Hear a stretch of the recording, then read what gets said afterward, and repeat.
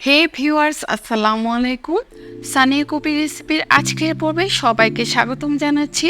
পাকা কলার মধ্যে একটা ডিম দিয়ে অসম্ভব মজার ইউনিক একটা নাস্তা তৈরি করার রেসিপি দেখার জন্যে। এই নাস্তা তৈরি করার প্রসেসটা যেমন ইজি, খেতেও কিন্তু তেমনই সুস্বাদু, আর তৈরি করতে সময়ও লাগে খুবই কম। আশা করি সবার কাছে আমার আজকে এই সহজ নাস্তা তৈরি করার রেসিপিটা ভালো লাগবে। ভালো লাগলে প্লিজ একটা লাইক দিবেন, আর যারা আমার চ্যানেলে নতুন দর্শক রয়েছেন প্লিজ আমাকে সাপোর্ট করার জন্য আমার চ্যানেলটাকে সাবস্ক্রাইব করে রাখবেন। এখন চলে যাচ্ছি নাস্তা তৈরি করার পুরো প্রসেসে। একটা মিক্সিং বোলের মধ্যে আমি 2টা পাকা কলা নিয়েছি, আর এর মধ্যে দিয়ে দিচ্ছি রুমের স্বাভাবিক তাপমাত্রায় থাকা একটা ডিম।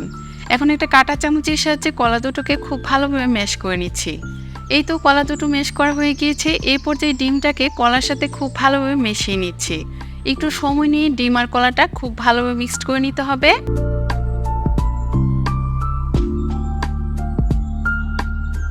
এই পর্যায়ে আমি এর মধ্যে দিয়ে দিচ্ছি 1/3 কাপ পরিমাণ চিনি।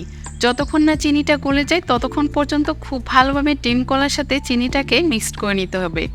এই তো আমার খুব ভালোভাবে মিক্সড করা হয়ে গিয়েছে। এই পর্যায়ে আমি এর মধ্যে দিয়ে দিচ্ছি 1/2 চা চামচ পরিমাণ লবণ, 1/4 চা চামচ পরিমাণ দিয়ে দিচ্ছি ভ্যানিলা এসেন্স, আর 1/4 কাপ পরিমাণ দিয়ে দিচ্ছি সাদা তেল।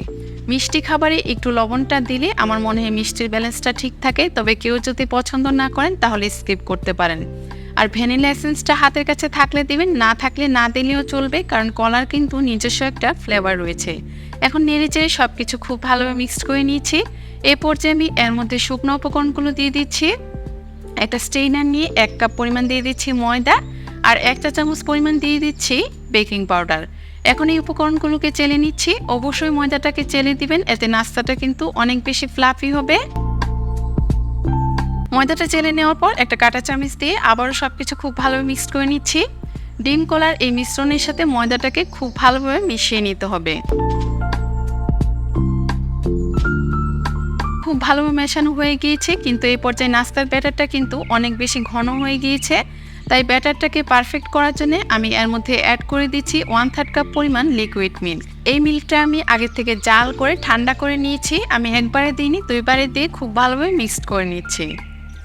এই তো নাস্তা তৈরি করার জন্য ব্যাটারটা কিন্তু একদম রেডি হয়ে গিয়েছে। একটু নেড়ে দেখিয়ে দিচ্ছি, এই নাস্তার ব্যাটারটা কিন্তু অনেক বেশি ঘন হবে না, আবার অনেক বেশি পাতলাও হবে না। এখন যেই পাত্রে আমি নাস্তাটা বেক করব সেই পাত্রে আমি দিয়ে দিচ্ছি 1 চা চামচ পরিমাণ ঘি। ঘি হাতের কাছে না থাকলে এখানে তেল বা বাটারও দিতে পারেন। এখন একটা ব্রাশ দিয়ে ঘিটাকে পুরো প্যানের মধ্যে আমি খুব ভালোভাবে ব্রাশ করে নিচ্ছি। ঘি বা তেল দিলে নাস্তাটা কিন্তু খুব সহজেই প্যান থেকে ছাড়িয়ে নেওয়া যাবে। এখন 2 টেবিল চামচ পরিমাণ চিনি পুরো প্যানে আমি ছিটিয়ে দিচ্ছি। এতে নিচে একটু ক্যারামেলের মতো হবে, এতে নাস্তাটা খেতে কিন্তু অনেক বেশি মজা লাগবে, আর নাস্তার টেস্টটাও অনেক বেড়ে যায়।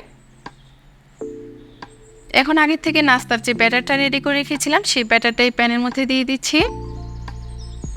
এখন সরাসরি প্যানটাকে চুলায় বসিয়ে দিচ্ছি, আর একটা ঢাকনা দিয়ে ঢেকে দিচ্ছি। ঢাকনাতে যদি কোনো ছিদ্র থাকে তাহলে কোনো টিস্যু পেপার বা কাগজ দিয়ে কিন্তু এটা বন্ধ করে দিতে হবে।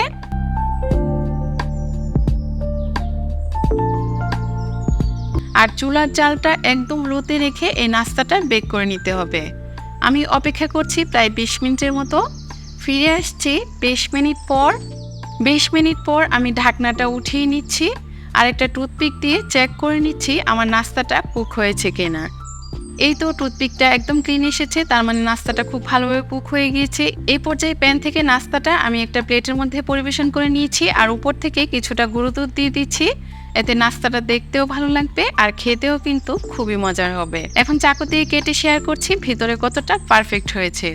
অল্প সময়ে অল্প উপকরণ দিয়ে খুব সহজে এই নাস্তাটা তৈরি করতে পারেন। পরিবারের ছোট থেকে বড় সবাই খেয়ে অনেক বেশি পছন্দ করবে। সহজভাবে এই নাস্তা তৈরি করার রেসিপিটা কেমন লাগলো অবশ্যই কমেন্টস করে জানাবেন। ভালো লাগলে একটা লাইক দিয়ে ফ্রেন্ডস এবং ফ্যামিলির সাথে শেয়ার করতে পারেন। এতক্ষণ সাথে থেকে ভিডিও দেখার জন্য সবাইকে ধন্যবাদ জানিয়ে আজকে এখানে বিদায় নিচ্ছি। আল্লাহ হাফেজ।